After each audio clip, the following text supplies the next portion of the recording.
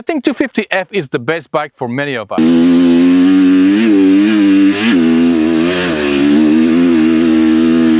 Here going up the hill at Helen, you know, keeping wide open and then shift to third gear. This thing just pulled everything beautifully, even like giving me a little wheelies uphill. I just love it.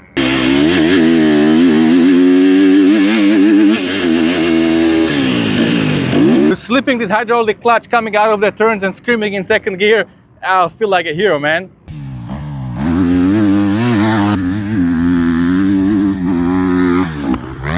There's no way I'm gonna need more power than this.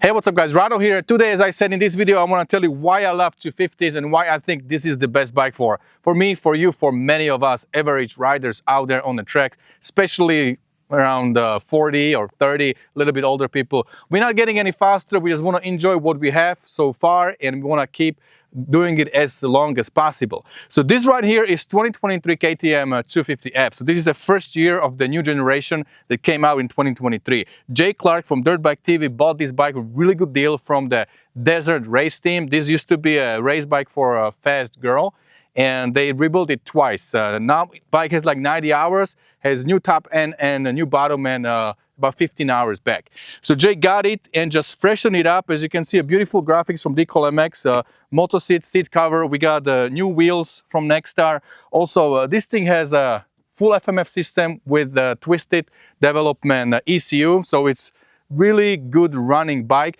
This bike also has brand new clutch from Recluse, but not the auto clutch. This is a torque drive clutch, technical touch, KYB conversion forks on this thing. Then Racetech did it for the rider in my weight category. Last week I rode 350 on this track and I thought it was a little bit too much for me. So this time I think this would be just right, just what the doctor ordered.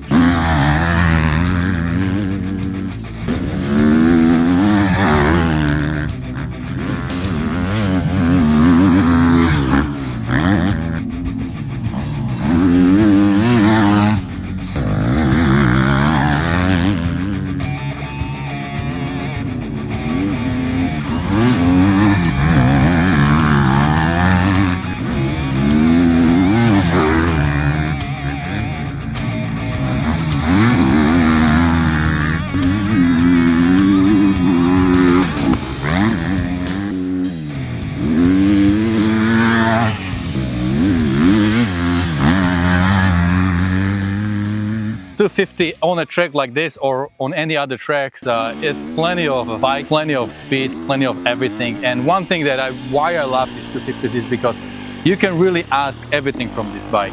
You can rev it every gear, you can you know, go full throttle, you can click those gears. On 350 a couple of weeks ago when I was riding the same track, it was a little bit too much. I got in trouble a couple of times, so you have to be a little bit cautious with the throttle on 350, but on 250 on a bike like this, I can just give it everything, and that's why it is so fun. And also, if you don't give it everything, if you just kind of go mediocre, if you're a little bit lazy, you're not gonna make the jumps.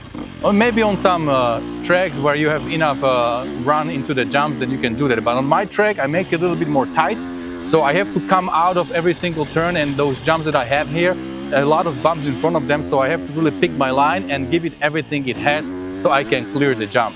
Also, I had a couple new jumps here today, some singles I showed in the last video, and those singles kind of shoot me straight up and far, and then I land to pretty much to the flat.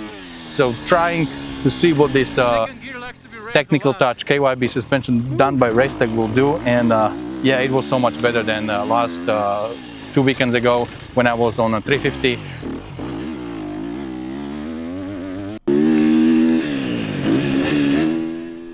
Alright, and we are at Kawia Creek Motocross. This is my home track, this is where I ride quite often, it's not far from my house. As you can see, there is a lot of jumps on this track. This is actually a wet track, so it's not even a main track. I don't even try to ride main track at Kawia. Even the wet track, as you can see, has a lot of jumps, a lot of doubles, a lot of step downs, and you know, jumps that you just need to be on it and you have to hit it with a confidence if you want to be okay. So it's a little bit more jumpy track, and definitely need to have some skills to hit those jumps. There are maybe like 2 or 3 jumps that I decided not to try even jumping. It's safer if I just roll them, and then I can be, you know, having fun on the other portions of the track. you know, sometimes it's not paying off if you have to hit every single jump. I just, you know, make a peace with it that, all right, this is the track that I'm not gonna clear everything. I'm just gonna ride what I want to ride, and then the rest I'm just gonna roll. But yeah, as you can see, it's fun. You know, I can really rev this thing second gear, third gear, and you know, hit these jumps that I'm clearing, and it's really fun.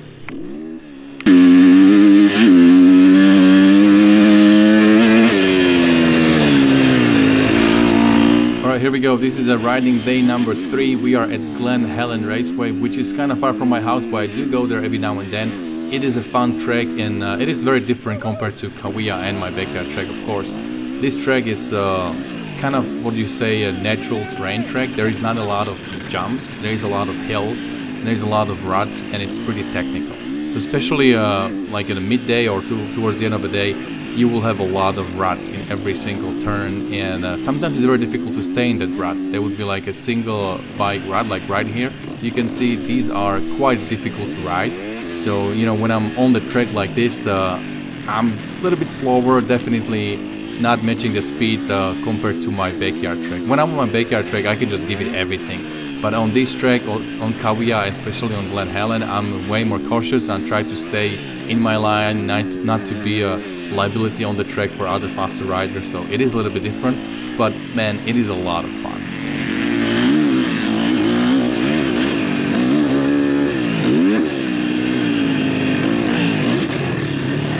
Alright my friends, so you saw it, there was a busy 3 days of riding my track, Kawiya, and now we are at Glen Helen. More people rode this bike, Jay, Spencer, and we just had really good time.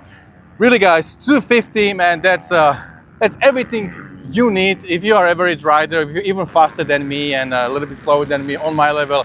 250, 4-stroke, nicely done like this, that's everything you need on the track. I did not get in a trouble even once riding these 3 days. If I would be on a bigger bike, it's easy to get in the trouble, you know, give it a whiskey throttle, or you just throttle a little bit too much from the corner and you wheelie when you don't want to wheelie.